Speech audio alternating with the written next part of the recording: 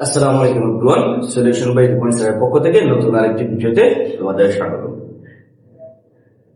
তোমরা যারা নবম এবং দশম শ্রেণীতে অধ্যয়নরত আছো, ত্রিকোণমিতির নাম শুনলেই একটা ভয় কাজ করে। ত্রিকোণমিতির নাম শুনলেই মনে হয় যে না, এই পাঠটা কঠিন, এই পাঠটা আমরা পড়বো না। তোমাদের সেই ভয়টাকে দূর করার দায়িত্ব নিয়ে আমি জাহিদ হোসেন রূপন এসেছি তোমাদের পাশে। আমি দায়িত্ব নিয়ে বলতে পারি, ত্রিকোণমিতি সম্পর্কিত আমার এই চ্যানেলে আপলোডকৃত প্রত্যেকটা ভিডিও যদি তোমরা মনোযোগ সহকারে দেখো, তাহলে তোমাদের ত্রিকোণমিতির ভয়টা অবশ্যই দূর হয়ে যাবে। কিন্তু আমি যেভাবে দায়িত্ব নিয়ে বলছি যে তোমাদের ভয়টা দূর হয়ে যাবে, তোমাদেরও তো কিছু দায়িত্ব নিতে হবে। আমার দায়িত্ব হচ্ছে তোমাদের অঙ্কগুলো বুঝিয়ে দেওয়া, আর তোমাদের দায়িত্ব হচ্ছে সূত্রগুলো মুখস্থ করা। আমরা যারা ত্রিকোণমিতির সূত্রগুলো ভালোভাবে মুখস্থ করতে পারবো, তাদের কাছে ত্রিকোণমিতিটা খুব সহজ মনে হবে। আর যারা ত্রিকোণমিতির সূত্রগুলো মুখস্থ রাখতে পারবো না, কখন কোন সূত্র ব্যবহার করতে হবে সেটি জানতে পারবো না, তারা কখনোই ত্রিকোণমিতি বুঝতে পারবো না। তাই তোমাদের দায়িত্ব হচ্ছে সূত্রগুলো মুখস্থ করা, আর আমার দায়িত্ব হচ্ছে তোমাদেরকে অঙ্কগুলো বুঝিয়ে দেওয়া। তোমাদের বুঝিয়ে দেওয়ার পর তোমরা অবশ্যই ত্রিকোণমিতিটাকে সহজভাবে করতে পারো। তাহলে আমাদের কোন কোন সূত্রগুলো মুখস্থ রাখতে হবে? আমাদের যে সূত্রগুলো মুখস্থ রাখতে হবে আমি অলরেডি বোর্ডে লিখে দিয়েছি। সূত্রগুলো তোমরা নিশ্চয়ই দেখতে পাচ্ছ। আমরা এই যে কয়েকটা সূত্র বোর্ডে লিখেছি, এইগুলোই আমাদের জন্য এনাফ। এই অল্প কয়েকটা সূত্র যদি আমরা মনে রাখতে পারি, তাহলে ত্রিকোণমিতিটাকে আমরা খুব সহজভাবে করতে পারবো। প্রথমেই যে আমাদের সূত্রগুলো মুখস্থ রাখতে হবে সেগুলো হলো সাইন থিটা সমান লম্ব বাই অতিভুজ, কস থিটা সমান ভূমি বাই অতিভুজ, টেন থিটা সমান লম্ব বাই ভূমি, কস থিটা সমান ভূমি বাই লম্ব, সেক থিটা সমান অতিভুজ বাই ভূমি, কোসেক থিটা সমান অতিভুজ বাই লম্ব। এখন এই লম্ব, ভূমি, অতিভুজ এইগুলো কোথা থেকে পেলাম সেটা কি আমরা জানি? দেখো, আমরা জানি সমকোণী ত্রিভুজ নামে একটি ত্রিভুজ আছে। যে ত্রিভুজের একটি কোণ সমকোণ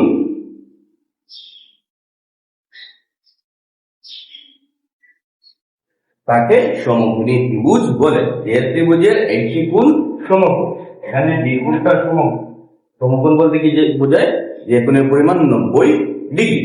যে কোণের পরিমাণ 90 ডিগ্রি তাকে সমকোণ বলা হয়। 90 ডিগ্রি সমান এক সমকোণ। তাহলে এখানে বি কোণটা যদি সমকোণ হয়ে থাকে, তাহলে এ বি সি একটা সমকোণী ত্রিভুজ। এই সমকোণী ত্রিভুজের তিনটি বাহু, তিনটি নাম আছে।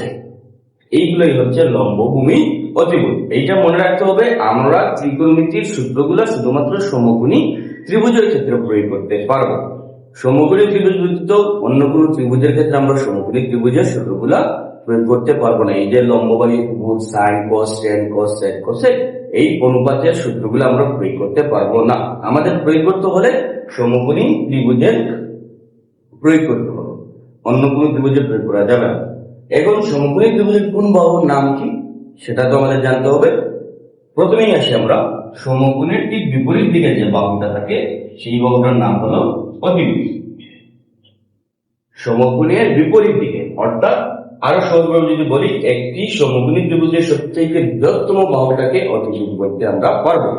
যে এ বি বিসি থেকে এসিটার দৈর্ঘ্যটা একটু বেশি হবে, অতিভুজের দৈর্ঘ্যটা সবসময় একটু বেশি হয়ে থাকে। তাহলে সমকোণী ত্রিভুজের সবচেয়ে বৃহত্তম বাহু অতিভুজ, যেটা আমরা মনে রাখার জন্য বা সংজ্ঞা অনুসারে সমকোণের বিপরীত দিকে যে বাহুটা থাকবে তাকে অতিভুজ বলা হয়। এখন আমরা এ বিটাকে লম্ব বলবো না বিসিটাকে লম্ব বলবো, এটা নির্ধারণ করতে হবে থিটা কোণের সাপেক্ষে। আমরা থিটা কোণ বলতে কি বুঝি? যে 90 ডিগ্রি থেকে ছোট যে কোণের পরিমাণটা আমরা জানি না, এই ধরনের অজানা একটা কোণকে থিটা কোণ বলি। 90 ডিগ্রি থেকে ছোট কোণগুলোকে থিটা কোণ বলা হয়। এখন আমি সি কোণটাকে যদি থিটা কোণ বিবেচনা করি, তাহলে থিটা কোণের ঠিক বিপরীত দিকে যে বাহুটা থাকবে তাকে বলা হবে লম্ব। এবং থিটা কোণের পাশাপাশি, থিটা কোণের সাথে, যেটাকে গণিতের ভাষায় বলা হয় সন্নিহিত বাহু, থিটা কোণের পাশাপাশি বাহু বা থিটা কোণের সন্নিহিত বাহুকে বলা হবে ভূমি। এখন আমরা যখন সি কোণটাকে থিটা কোণ বিবেচনা করলাম, তখন আমাদের লম্বটা হবে এবি, ভূমিটা হবে বিসি। কিন্তু এই থিটা কোণটা আমরা যদি এ কোণটাকে বিবেচনা করি, তাহলে লম্ব হয়ে যাবে আমাদের বিসি, ভূমি হয়ে যাবে এবি। তাহলে আমরা কি বুঝলাম যে থিটা কোণের সাপেক্ষে লম্ব এবং ভূমি নির্ধারণ করতে হয়। থিটা কোণ পরিবর্তনের সাথে সাথে লম্ব এবং ভূমিটা পরিবর্তন হয়ে যায়। তাহলে আশা করি নিশ্চয়ই তোমরা এখন ত্রিভুজের তিনটি বাহুটাকে জানতে পারবে এবং এইগুলা কিন্তু আমাদের মনে রাখতে হবে, আমাদের অঙ্কে প্রয়োজন হবে। আমাদের দিয়ে দিল tan a, তাহলে বুঝতে হবে আমাদের এখানে এ কোণটাকে থিটা কোণ ব্যবহার করতে হবে। আমাদের যদি দিয়ে দেয় cos c, তাহলে বুঝতে হবে আমাদের এখানে সি কোণটাকে থিটা কোণ বিবেচনা করতে হবে। সহজ কথায় অনুপাতের সাথে যে বিন্দুটা থাকবে, যে অ্যালফাবেটটা থাকবে, এই বিন্দুটাকেই আমাদের কি করতে হবে, থিটা কোণ হিসেবে বিবেচনা করতে হবে। এবং আবারও বলছি থিটা কোণটা ইম্পর্টেন্ট, কারণ থিটা কোণের সাথে সাথেই আমাদের লম্ব ভূমিটা পরিবর্তন হয়ে যাবে। তাহলে আমাদের এই সমকোণী ত্রিভুজের তিনটি বাহু দ্বারা 6টি সূত্র আছে, শুধুমাত্র 6টি সূত্র আছে। এই সূত্রগুলো আমরা যদি প্রথম তিনটা শিখি তাহলে পরবর্তী তিনটা শেখার প্রয়োজন হয় না, কারণ আমরা জানি সাইনের বিপরীত হলো কোসেক। সাইনের বিপরীত কি? কোসেক। সাইন থিটা সমান লম্ব বাই অতিভুজ, কোসেক থিটা সমান অতিভুজ বাই লম্ব।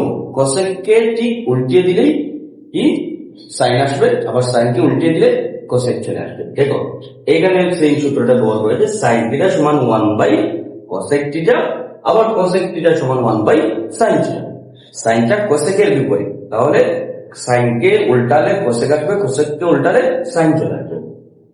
আবার cos থিটা সমান ভূমি বাই অতিভুজ, cos-এর বিপরীত হচ্ছে sec, sec থিটা সমান অতিভুজ বাই ভূমি।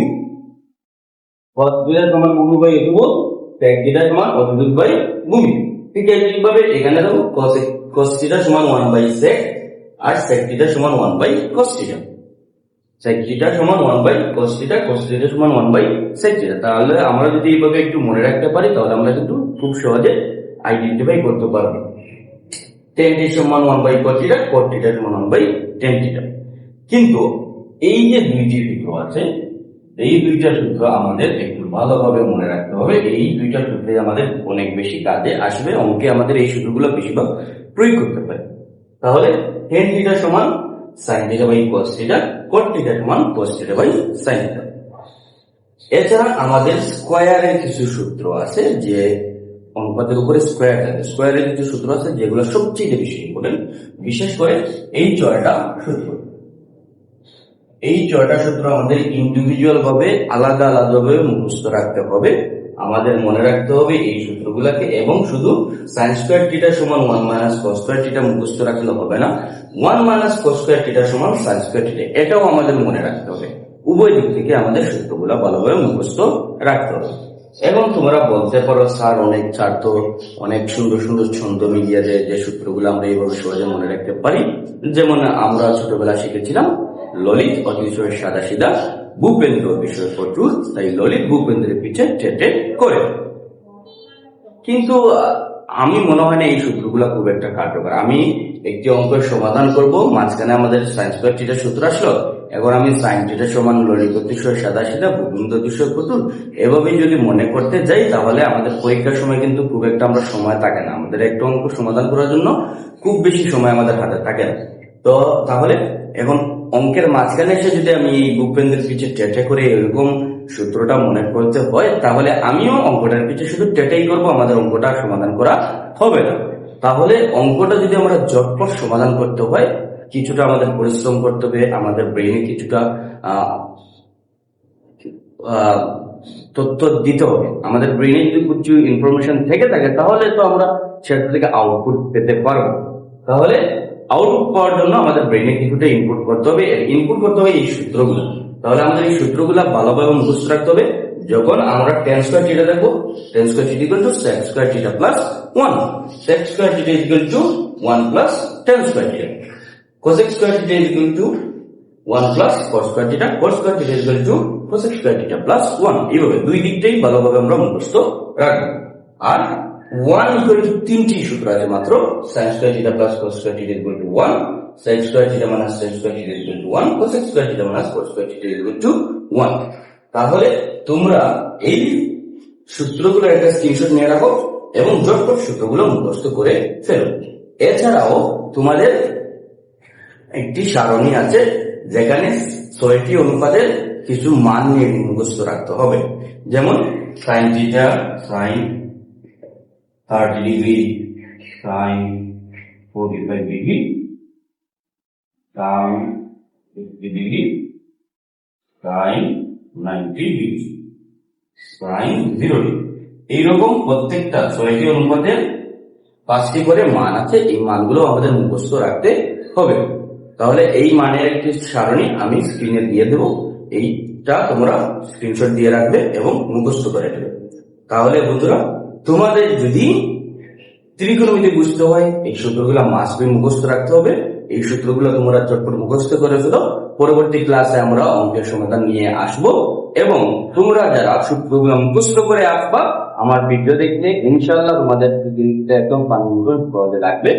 আর যদি ত্রিকোণমিতিটা ভালোভাবে বুঝতে হয়, ত্রিকোণমিতির বইটা দূর করতে হয়, তাহলে আমার চ্যানেল প্রত্যেকটি ভিডিও ত্রিকোণমিতির রিলেটেড যে ভিডিওগুলো আমি আপলোড করবো প্রত্যেকটি ভিডিও ধারাবাহিকভাবে সুন্দরভাবে দেখবে, মনোযোগ সহকারে দেখবে, ইনশাআল্লাহ তোমাদের ত্রিকোণমিতির বইটা দূর হয়ে যাবে।